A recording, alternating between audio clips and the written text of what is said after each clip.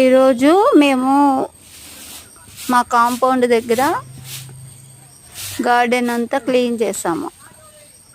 ఉన్నవి కొన్ని చెట్లే, కానీ అవి అడ్డుగా ఉండి సరిగ్గా వాటిని కట్టి పెట్టకుండా ఉండడం వల్ల ఆటంకంగా ఉంది.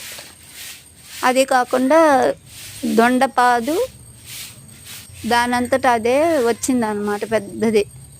మా కాంపౌండ్ అవతల ఉంది, కడితే అవతలకు వస్తుంది. కొంచెం పువ్వులు అన్నీ ఉన్నాయి. సరే, వాటికి కొంచెం మంచిది కదా, గార్డెన్ క్లీనింగ్ అది మంచిది కదా. అలాగా గార్డెనింగ్ చేసాం అన్నమాట. ఇవాళ జామ చెట్టు ఉంది,